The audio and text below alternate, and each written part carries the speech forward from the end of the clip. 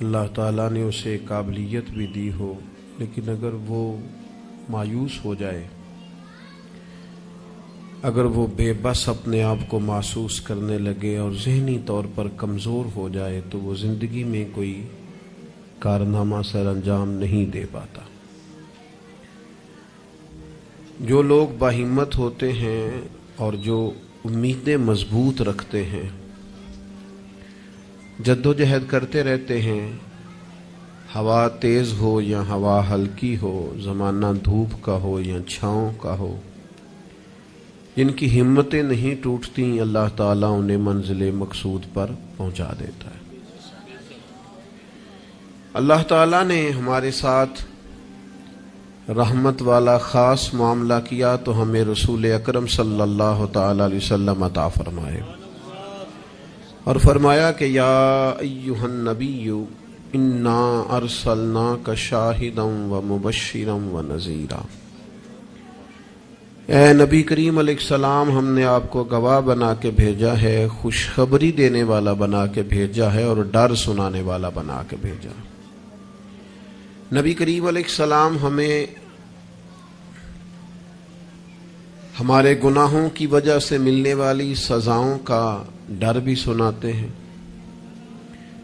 اور حضور ہمیں اللہ تعالیٰ کی رحمت کی خوشخبری بھی سناتے ہیں۔ افراط و تفریط، مبالغہ آرائی کسی معنی میں بھی درست نہیں ہوتی۔ اگر انسان اتنا خوف زدہ ہو جائے، اتنا خوف زدہ ہو جائے کہ وہ سانپ کی جگہ رسیوں سے ڈرنے لگے تو یہ بھی درست نہیں، لیکن وہ اتنا بے باک ہو جائے، اتنا بے باک ہو جائے کہ کوئی احتیاط ہی نہ کرے تو یہ بھی درست نہیں ہے۔ اسلام امت وسط کی بات کرتا ہے، درمیانہ دین ہے، اور ایمان کی تعریف یہ ہے کہ ایمان اللہ کے خوف اور اس کی رحمت کی درمیانی کیفیت کا نام ایمان ہے۔ الایمان بین الخوف والرجاء، خوف اور امید کی جو درمیانی پھر سمجھے نوجوان بات کو، اللہ سے ڈرنا بھی ہے اور اس کی رحمت کی امید بھی رکھنی ہے، اس کی جو درمیانی کیفیت ہے نا، اس کا نام ایمان ہے۔ ہمارے ہاں یہ ہوتا ہے کہ دونوں معاملات میں افراط و تفریط ہے۔ کچھ لوگ بالکل بے باک سے ہو جاتے ہیں، وہ بڑی منفرد باتیں کرتے ہیں، ان کے لیے جنت بھی بڑی آسان چیز ہے، بس انہوں نے 4-5 نعرے لگانے، جنت میں پہنچ جانا ہے۔ یا اگر نعت خواں سے ان کی محبت زیادہ اچھی ہے پھر تو جنت ویسے ہی بڑی آسان ہے، اور اگر کسی واعظ خطیب کے ساتھ میری طرح ان کا تعلق اچھا ہے تو پھر بھی وہ کہے گا جناب بڑی بات ہے، آپ نے چونکہ محفل کرا لی ہے لہٰذا آپ کے لیے رستے میں آسان کر کے جا رہا ہوں۔ دونوں باتیں ٹھیک نہیں ہیں۔ آپ اچھی طرح اس بات کو سمجھ لیں کہ نبی پاک علیہ السلام نے فرمایا اللہ تعالیٰ نے جنت کو مشکلات سے ڈھانپ دیا ہے اور دوزخ کو خواہشات سے ڈھانپ دیا ہے۔ نفس کی خواہش کے پیچھے جو لوگ چلتے ہیں، معنی یہ ہے کہ خدا نہ خواستہ دوزخ کی راہ پہ چل رہے ہیں۔ ہمیں بہت ڈرنا چاہیے، اللہ تعالیٰ کا خوف اپنے دل میں رکھنا چاہیے، باریک باریک چیزوں سے بھی ڈرنا چاہیے، یہاں تک کہ نبی پاک علیہ السلام نے فرمایا حرام بھی واضح ہے، حلال بھی واضح ہے، اور ایک میں شک ہے کہ حلال ہے کہ حرام ہے، شک ہے۔ کریم فرماتے ہیں تم نے شک والی چیز سے بھی بچنا ہے، تم نے شک والی چیز سے بھی بچنا ہے، اس لیے کہ تمہیں اپنے رب کو ناراض نہیں کرنا۔ تو بالکل بے باک ہو جانا، بڑی بڑی باتیں کرنا اور بڑی لمبے دعوے کرنا، میری نسبت بڑی ہے اور میں، بھئی آپ یہ لمبا دعویٰ نہیں کریں، آپ معتدل سی بات کریں، اللہ کی رحمت کی بات کریں، لیکن لوگوں کو بے باک کرنا عجیب بات ہے نا، اللہ کی رحمت کی امید رکھنا اور پھر اللہ کی نافرمانی کرنا، یہ بات ہی ٹھیک نہیں۔ آپ ابا جی سے کہیں جی مجھے آپ بڑے پیارے لگتے ہیں، مجھے بڑی امید ہے کہ آپ میرے اوپر ہر طرح کی مہربانی کریں گے، مجھے آپ کما کے بھی دیں گے، پیار بھی کریں گے، پر یہ کہ میں نے فرما برداری آپ کی کوئی نہیں کرنی، تو یہ آپ نے ابا جی سے پیار کیا ہے؟ آپ کہیں جناب مجھے امید بڑی، آپ بہت بڑے ہیں، بڑے عظیم ہیں، اور آپ ایک ایک ہماری چیز کا خیال رکھیں گے، پر آپ نے یہ نہیں کہنا کہ ہم آپ کی فرما برداری بھی کریں تو اس کو نادانی کہا جائے گا۔ اگر تو اللہ تبارک و تعالیٰ کی رحمت سے امید ہے تو پھر تو اللہ کی فرما برداری بھی زیادہ کرنی چاہیے۔ تو اس لیے بے خوف نہیں ہونا، بے خوف نہیں ہونا۔ حضرت عمر فرمایا کرتے تھے کہ اگر قیامت والے دن کسی کا حساب نہ ہوا، ایک بندے کا ہونے لگا تو مجھے ڈر لگتا ہے وہ میں ہی ہوں گا، لیکن مجھے اپنے رب کی رحمت سے امید اتنی ہے، اگر اعلان ہوا نا وہ فلانا بندہ ہے جو بغیر حساب جائے گا تو امید ہے وہ بھی میں ہی ہوں گا۔ یہ درمیانی کیفیت ہے کہ آپ کے دل میں خوف بھی ہو اور اللہ کی رحمت کی امید۔ نبی پاک علیہ السلام لوگوں کو ڈر سناتے لیکن ساتھ خوشخبری بھی سناتے۔ دوسرا پہلو ہمارے ملک میں تیزی سے پھیل رہا ہے، اور وہ پہلو یہ ہے کہ مایوسیاں پھیلائی جا رہی، لوگوں کی ہمتیں توڑی جا رہی، کمزور کیا جا رہا ہے۔ مختلف شعبہ زندگی سے تعلق رکھنے والے لوگوں سے گفتگو کا، ملاقات کا، اٹھنے بیٹھنے کا آپ کو موقع ملے تو آپ محسوس کریں گے ہر آدمی اپنی جگہ پہ اپنے کام سے پریشان ہے۔ اسے دوسروں کے کام اچھے لگتے ہیں، دوسرے لوگ سکون میں لگتے ہیں، دوسرے لوگوں کو تسلی میں پاتا ہے، اور اپنے آپ کو تکلیف میں محسوس کرتا ہے۔ کیوں؟ اس لیے کہ مایوسی پھیلائی جاتی ہے، اور ہمارا مزاج بھی کچھ اسی طرح کا ہی ہوتا ہے۔ ہم سے 99 بندے پیار کرنے والے ہوں تو ان پر ہم توجہ نہیں دیتے، ایک مخالف ہو تو سارا دن اسے ہی سوچتے رہتے ہیں۔ اللہ کے بندے اسے نکال دے دماغ سے، ایک بندہ ہے تو ان کی طرف توجہ کیوں نہیں کرتا جو 99 تجھ سے محبت کرتے ہیں؟ ان کو چھوڑ دیں۔ ساری زندگی ساس نے کچھ نہیں کہا، ایک لڑائی ہوئی ہے تو 4 باتیں اس نے کی ہیں، تو آپ نے 30 سال کی کوئی بات یاد نہیں رکھی اور 1.5 گھنٹے کی ساری آپ نے لڑائی یاد رکھ لی ہے۔ مایوسیوں کی طرف توجہ جاتی ہے، مایوسیوں کا مزاج بنتا ہے، مایوسیاں پھیلائی جاتی ہیں۔ کہا جاتا ہے بچہ پڑھ رہا ہے، اچھا بھلا اچھے نمبر لے رہا ہے، میٹرک میں بھی اس کے بڑے زبردست نمبر آئے اور ایف اے میں بھی وہ لائق ہے اور اس کے باقی معاملات بھی ٹھیک ہیں، تو ایک بندے سے ملاقات ہو گئی، اس نے کہا بیٹا کیا پڑھ گا؟ جی الحمدللہ میں بڑا اچھا پڑھنا ہوں، شکر ہے اللہ کا۔ وہ پڑھ کے کیڑا نوکری مل رہی ہے پتر، اس ملک کی کیڑا نوکری ملتی؟ وہ اچھا بھلا پڑھ رہا ہے بیچارہ، اس کو پریشان کریں گے، تکلیف دیں گے۔ بھئی آپ مہربانی کریں، آپ اسے کہیں پتر تو مہربانی کر، تو پڑھ، اللہ مدد فرمائے گا۔ بچہ قرآن جی حفظ کر رہا ہے، درس نظامی کر رہا ہے، اس سے لوگ پوچھتے ہیں ہمارے مدارس کے بچوں سے کہ یہ تم پڑھو لکھو گے تو پھر مثلاً کرو گے کیا؟ میں کہ تسی باقی سارے انو کام تے لاؤ، مولویاں نو اسی آپ ہی لا لیں گے۔ آپ باقی صاحب سے کام کرائے نا، شعبے کے جتنے لوگ ہیں، تو ان کو رہنے دے مدرسے کے بچوں کو، ان کو انشاءاللہ ہم ڈیوٹی پہ لگا لیں گے، ان کے لیے جگہ۔ ناراض ہو گئے ہو؟ آپ ناراض نہ ہو، اوورال بات کر رہا ہوں۔ لائق بچہ مدرسے میں پڑھنے والا، بہترین لگتا ہے، اچھا استاذ بنے گا، مفتی بنے گا، یہ لوگوں کی ذہن سازی کرنے والا، لوگوں کے دل میں اچھے اعمال کا جذبہ پیدا کرنے والا مبلغ اور داعی بنے گا۔ لیکن ایک بندہ آ کے اس کی ہمت توڑ جاتا ہے، کہتا ہے پتر بنے گا کیا؟ تو کمزوری پھیلاتے ہیں ہم۔ ہمارے ملک کی کسی اور کو کمزوریاں بیان کرنے کی ضرورت نہیں، سب سے زیادہ کوتاہیاں ہم خود بیان کرتے ہیں۔ مجھے ایک دن ایک دوست آ کے کہنے لگے لوگوں کی علماء کے بارے میں رائے ٹھیک نہیں، تو میں ہنس پڑا۔ کہ آپ ہنسے ہیں، میں کہ تیرے خیال سے پریشان ہوں گا؟ چلے لوگوں کی علماء کے بارے میں رائے ٹھیک نہیں ہے تو پولیس والوں کے بارے میں رائے ٹھیک ہے؟ جلدی بتائیں۔ سوئی گیس کے محکمے والوں کے بارے میں، ریلوے والوں کے بارے میں، وابڈا والوں کے بارے میں، سیاستدانوں کے بارے میں۔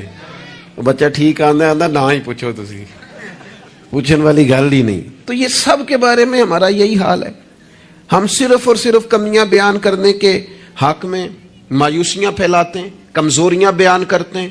ہمیں اللہ نے وہ محبوب دیے ہیں جنہوں نے ہر بندے کو خوشخبری ہی عطا فرمائی ہے۔ نبی پاک علیہ الصلوۃ والسلام اس طرح کی ذہن سازی کرتے، اس طرح کا شوق پیدا کرتے، اس طرح کی طلب پیدا کرتے، اس طرح کا رنگ انسان کے دل میں موجزن کرتے کہ جینے کا نہیں مرنے کا بھی مزہ آنے لگتا، یعنی مرنے میں بھی لذت نصیب ہوتی۔ حضور اس طرح کا انسان کو تازہ دم کرتے. بخاری میں حدیث ہے, حضرت جابر ابن عبداللہ رضی اللہ تعالیٰ عنہ ارشاد فرماتے ہیں کہ میدان جب خندق کا موقع آیا نا, جنگ خندق کا, تو ایک صحابی کھجور کھا رہے تھے. انہوں نے نبی کریم علیہ السلام سے پوچھا, یا رسول اللہ صلی اللہ تعالی علیہ وسلم, اگر میں اس جنگ میں شہید ہو جاؤں تو کہاں جاؤں گا؟ تو میرے کریم نے فرمایا اپنے رب کی رحمت میں, جنت میں.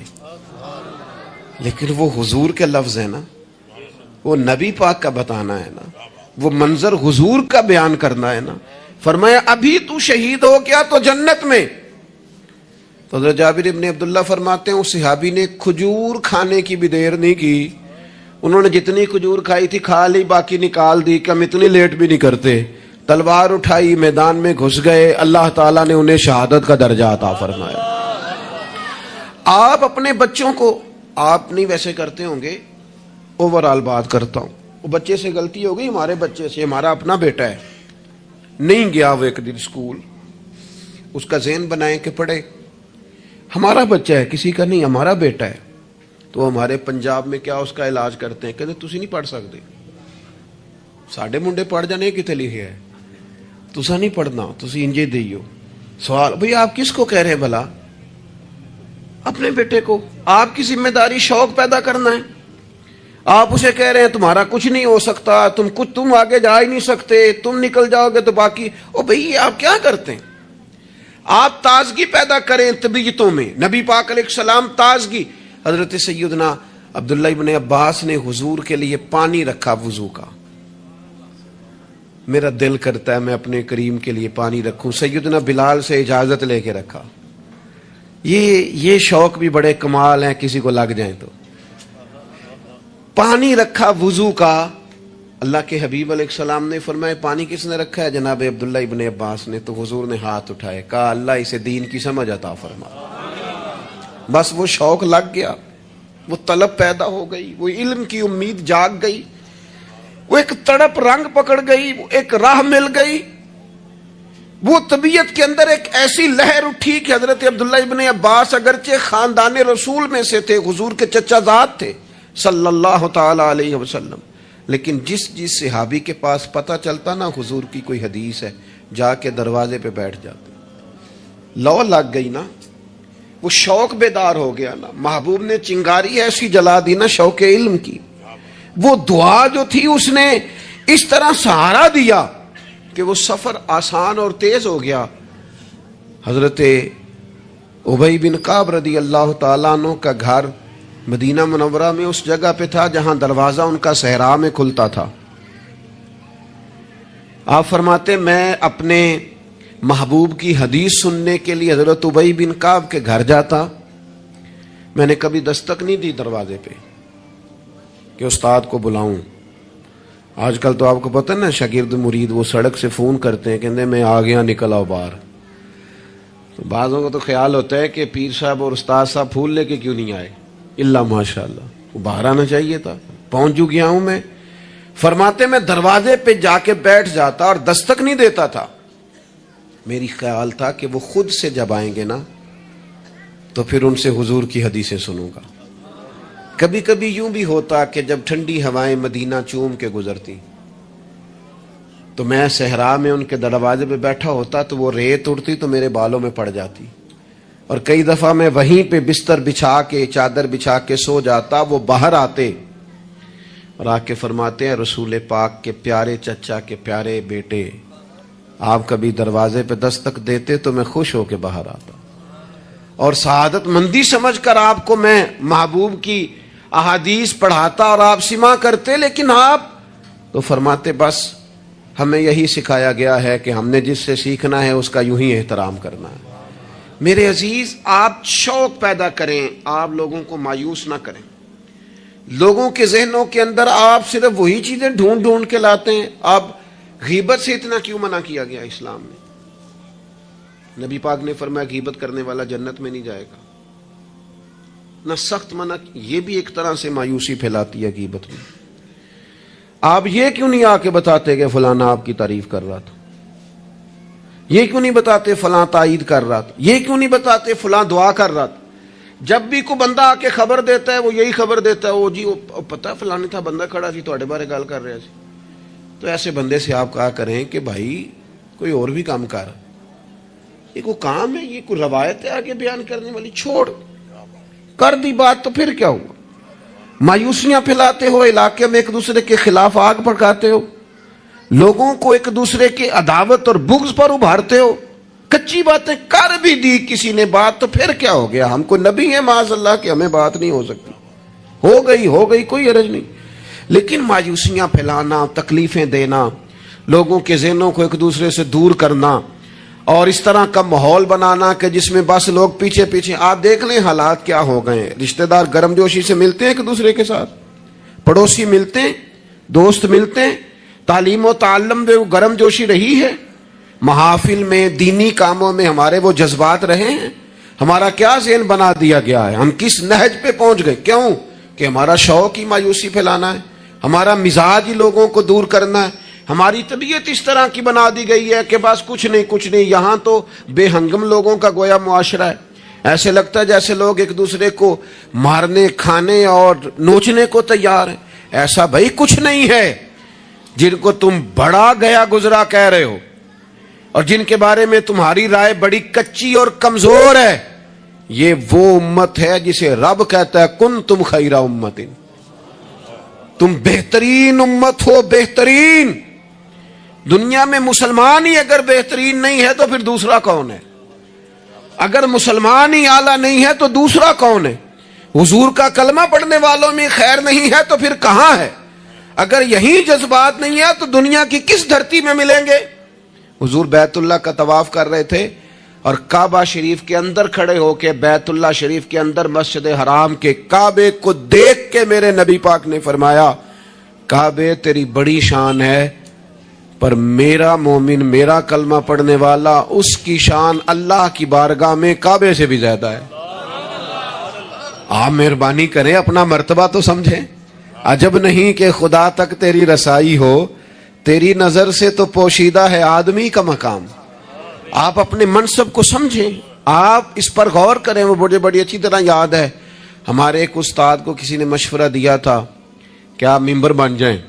یہ اس وقت ممبر ہوتے تھے، کیا کہتے تھے، چھوٹے ممبر، اس کا نام لے پتہ نہیں، بیٹی ممبر کہتے تھے، کیا کہتے ہیں، بیٹی ممبر ہوتا تھا۔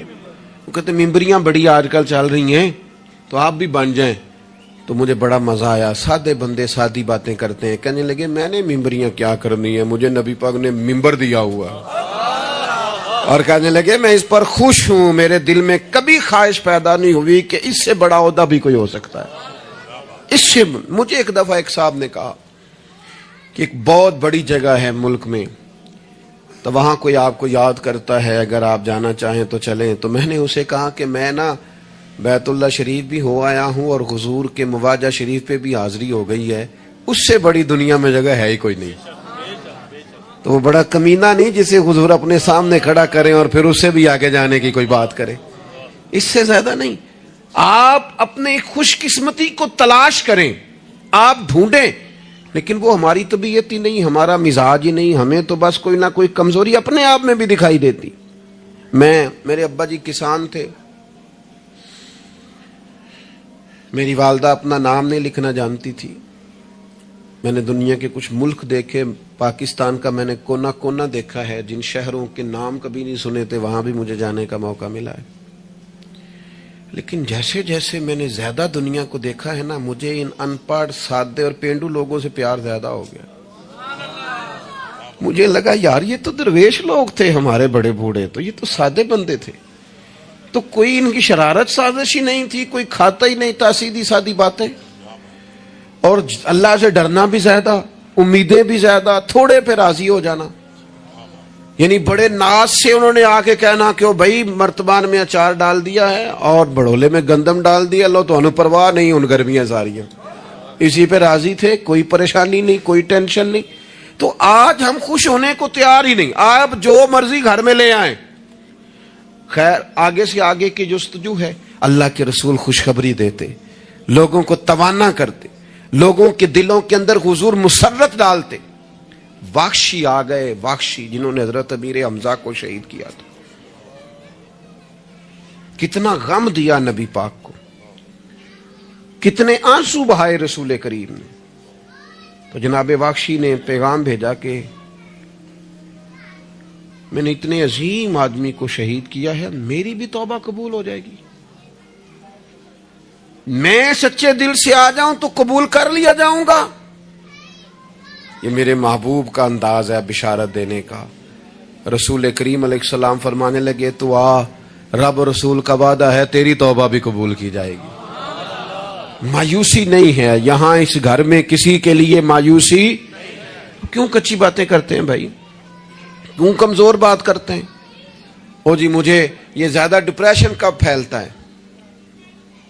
یہ زیادہ انزائٹی کب ہوتی ہے لوگوں کو؟ کہتے ہیں جی میں ہی ناکام کیوں ہوں، فلانا آگے نکل گیا، میں ہی پیچھے کیوں رہ گیا ہوں. تو میں کہتا ہوں مثلاً آپ کیا پیچھے رہ گئے؟ آپ کا قد کاٹ ہے، آنکھیں ٹھیک ہیں، ہاتھ ٹھیک ہیں، پیر ٹھیک ہیں، قد سب کے حساب سے بڑا ہوا ہے. گھر آپ سوچتے ہیں پیچھے آگے پیچھے جانے کا کیا مطلب سمجھتے ہیں آپ کے؟ پیسے ہوں تو بندہ آگے جاتا ہے. کتنے پیسے تھے سیدنا بلال کے پاس بتاؤ؟ آپ نے غلط جگہ کو ترقی کا نام دیا ہے. میں آپ کو سینکڑوں لاکھوں اور ہزاروں لوگ بتا سکتا ہوں جن کو پیسے گننے کا وقت نہیں ہے، لیکن سکون بھی زندگی میں کوئی نہیں ہے، اطمینان قلبی بھی کوئی نہیں ہے. کس چیز کا نام میرے دوستو آپ نے سکون رکھا ہے؟ اور آپ ایسے لوگوں سے ملے زندگی میں جن کے پاس پیسے ہیں، صحت نہیں، وہ کہتے ہیں کچھ سارے لے جائے بس میری طبیعت ٹھیک ہو جائے. پوچھا تھا نا حضرت بہلول دانا، پانی مانگا گرمیوں میں ہارون رشید نے، تو پانی کا پیالہ قریب کرنے لگے تو بادشاہ تھوڑی دیر پہلے بڑی باتیں کر رہا تھا کہ میں بادشاہ ہوں. تو حضرت بہلول دانا فرمانے لگے ایک بات تو بتا، اگر پوری سلطنت میں پانی نہ ملے تو کتنے کو دے دے گا تو؟ کہنے لگا جی آدھی سلطنت دے کے بھی پانی کا پیالہ لے لوں گا. تو آپ فرمانے لگے اگر یہ پانی تو پیے اور پھر خدا نہ خواستہ تیرا یہ پانی خراج نہ ہو، تکلیف ہو جائے، مسانے میں پیشاب نہ آئے، اور تو درد سے کر رہا ہے تو پھر کیا کرے گا؟ کہنے لگا جی اللہ معاف کرے، اس وقت تو دل کرے گا ساری سلطنت دے دوں. فرمانے لگے کیا نتیجہ نکلا دولتوں کا، حکومتوں کا کیا نتیجہ نکلا؟ او بھائی تیری صحت ٹھیک ہے، یہ بھی تو کامیابی ہے. او میرے بھائی تیرے گھر میں ماں باپ موجود ہیں، یہ بھی تو کامیابی ہے. رب نے اولاد دے رکھی ہے، چھوٹی کامیابی ہے. بہن بھائی ہیں، چھوٹی کامیابی ہے.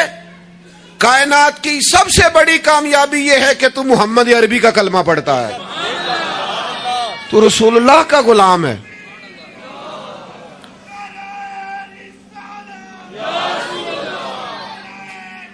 پہلا رب نو یار دا شوق ہویا،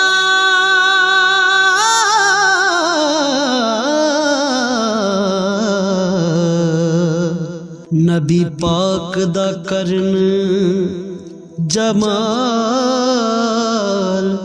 مائیں آیا وہی لے کے ہویا ترت حاضر، تے لیا یار نے یار نو پھال مائیں. آپ دنیا میں گھوم کے دیکھیں، پی ایچ ڈی کی ڈگری رکھتا ہے، دنیاوی طور پر اتنا پڑھا ہے اور پوری دنیا میں بزنس کرتا ہے، سمجھدار ہے، لیکن رات کو جب کھڑا ہوتا ہے تو معاذاللہ اپنے ہاتھ سے بنائے ہوئے بت کے سامنے کھڑا ہو جاتا ہے. تو پہلے دن سے رب کو سجدے کر رہا ہے، اسے بہت بڑی سعادت سمجھ، یہ بہت بڑی دولت ہے، اسے سمجھ. لیکن وہ ہمارے بچے اللہ جانے کس مایوسی کا شکار ہیں، کس پریشانی کا شکار ہیں، کس کمزوری کا شکار ہیں. آپ ان کمزوریوں سے باہر آئیں. میں تو کبھی کبھی اپنے احباب سے بھی کہتا ہوں، وہ میرے ایک دوست تھے، میں بھی علماء کے آئمہ کے حقوق پر بات کرتا رہتا ہوں، لیکن وہ ایک دوست تھے تو جنہوں نے کہا جی وہ لوگ پوچھتے نہیں مولویوں کو، فلان نہیں کرتے. تو میں نے انہیں کہا کہ آپ اتنا کمزور لہجہ نہ ظاہر کریں، فرض ہو گیا ہے کہ لوگ اٹھ کے آپ کو سلوٹ ماریں. یہ دین کا طالب علم تو اتنی بڑی سعادت رکھتا ہے کہ ابھی اس نے ایک ڈگری بھی نہیں لئی، پہلے دن گھر سے نکلتا ہے تو حضور نے فرمایا فرشتے پیروں کے نیچے پر رکھ دیتے. تو جس کو پہلے دن اتنا پروٹوکول ہے وہ کچا کیسے پڑ گیا؟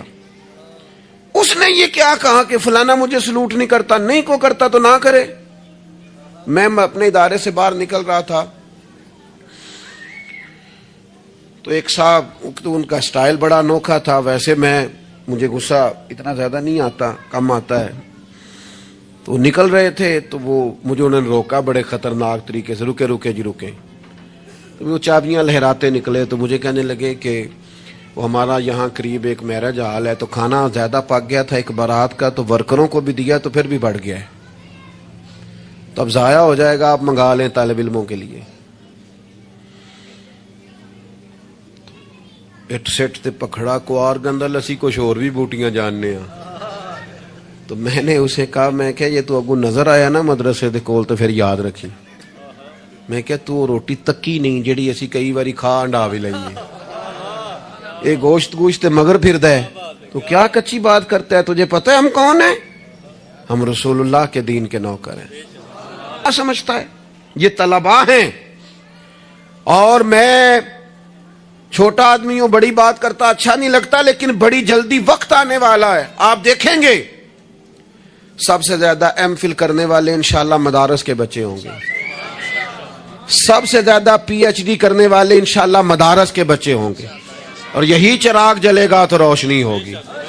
آپ دیکھیں گے یہ کس طرح سے نکلتے ہیں، میدانوں میں آتے ہیں۔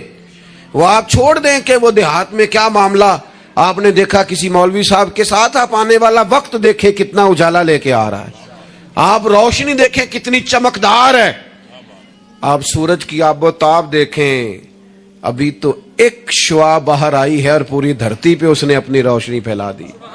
آپ دیکھیں، مایوسیاں نہیں، کمزوریاں نہیں، آپ اس محبوب کے ماننے والے ہیں جو خوشخبریاں دیتے ہیں، جو لوگوں کو تازہ دم کرتے ہیں۔ حضور نے تو ہر بندے کو خوشخبری دی ہے۔ کیا کہا مزدور کو؟ نبی پاک نے فرمایا جو محنت کرے رات کو تھک کے سو جائے نا، اللہ اس کے گناہ معاف کر دے گا۔ ایک بندہ گزر رہا تھا سامنے سے، تو صحابہ نے کہا دیکھیں کتنی تیزی سے جا رہا ہے مال کمانے کے لیے، کاش اللہ کے رستے میں یہ تیزی دکھاتا۔ تو حضور فرمانے لگے اگر رزق حلال کمانے جا رہا ہے پھر بھی اللہ کے رستے میں ہی ہے، اگر اس لیے جا رہا ہے کسی کے سامنے ہاتھ نہ پھیلاؤں پھر بھی اللہ کے رستے میں ہی ہے، اگر اس لیے جا رہا ہے بیوی بچوں بہن بھائیوں پر خرچ کروں تو پھر بھی اللہ کے رستے میں ہے۔ تو تجارت کر رہا ہے، دکان پہ بیٹھا ہے، کاروبار کر رہا ہے، اور نبی پاک نے تجھے خوشخبری دی ہے، فرمایا بات سچ بول کے تجارت کرنا، جھوٹ نہ بولنا، بددیانتی نہ کرنا، کرنا تجارت ہی، بس سچ بول کے تجارت کرنا، اللہ قیامت کے دن نبیوں کے ساتھ جگہ عطا فرمائے۔ نبی کریم نے فرمایا جو غلام صحیح کر کے اپنی ڈیوٹی کرے نا، جس مالک کے ساتھ اس نے معاہدہ کیا اس کی ڈیوٹی صحیح کرے اور نماز صحیح پڑھے، اللہ تعالیٰ عبادت پر ڈبل ثواب عطا کرے گا، ڈبل ثواب دے گا۔ حضور نے تو ہر بندے کو خوشخبری دی ہے، نبی پاک نے تو ہر ایک کو طاقتور کیا ہے۔ کوئی شعبہ ایسا جو رزق حلال والا ہو، اس کو ایک شعبہ صرف دنیا میں برا ہے، وہ ہے کسی کے سامنے ہاتھ پھیلانا، باقی دنیا میں کوئی چیز بھی بری نہیں ہے۔ میرے عزیز، آپ اپنے آپ کو ذہنی طور پر کمزور نہ کریں۔ اور یہ ہمارے ہاں برادریزم چلتا ہے، مجرم وہ نہیں ہوتا جو کہتا ہے میری برادری بڑی ہے، وہ کہاں مجرم ہے؟ مجرم وہ ہوتا ہے جو کہتا ہے میری برادری چھوٹی ہے، وہ ظالم ہے، مجرم ہے۔ جب نبی پاک نے فرمایا سارے انسان جناب آدم کی اولاد ہیں، قبائل تو تعارف کے لیے ہیں، تجھے کس نے حق دیا کہ تو اپنی برادری کو چھوٹا سمجھے؟ کچی بات کرتا تو؟ رب نے جہاں چاہا تجھے پیدا کیا، جو ماں باپ اللہ تعالیٰ نے تیرے لیے پسند کیے ہیں تجھے پسند کیوں نہیں؟ جو چچاؤں کو ماموں کو اللہ نے تیرے لیے پسند کیا تجھے پسند کیوں نہیں؟ جو قبیلہ